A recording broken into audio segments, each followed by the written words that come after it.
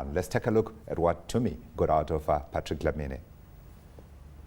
Our core focus areas are the economic infrastructure.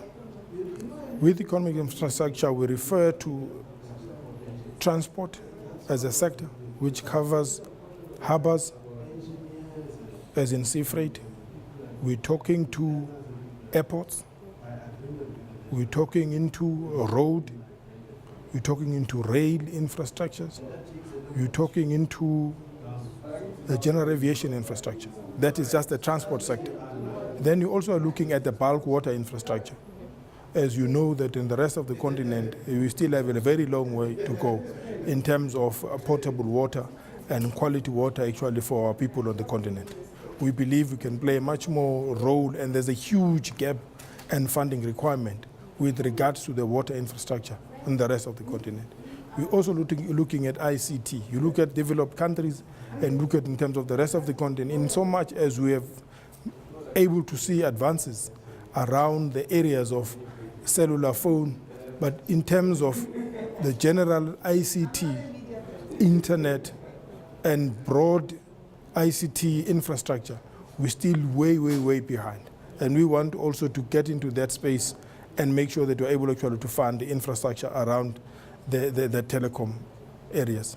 The 7.9 billion rand capital injection that you received from the government, was this some sort of bailout plan? That 7.9 billion rand capital injection by our Minister of Finance is solely there to ensure that it enables our funding program, because we have a gearing limit. We can only gear our capital up to 250%.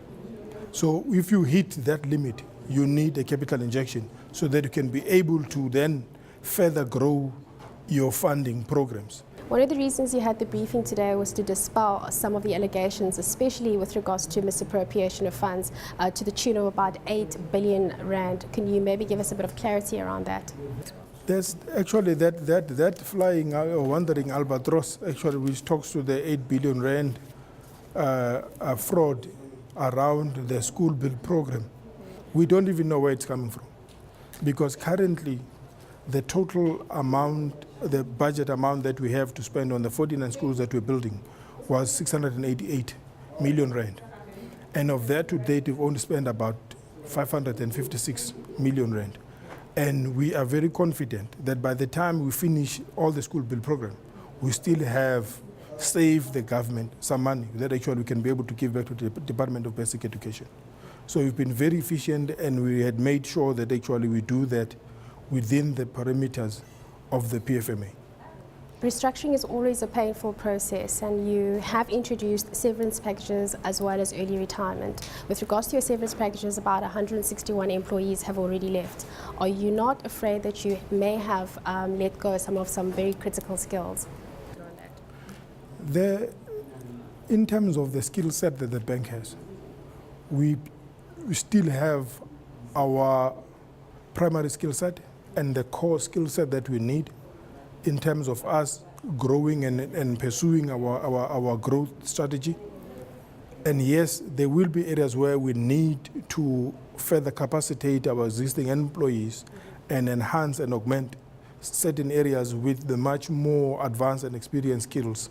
But with regards to the voluntary severance package and early retirement, we embarked on that solely to ensure that we minimize the final number that might be subjected to forced displacement. The CCMA has been an important part of your negotiations. How have the negotiations been progressing so far?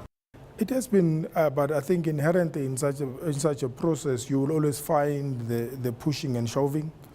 But I think by and large, it has been a process actually that's been fairly smooth and characterized by professionalism.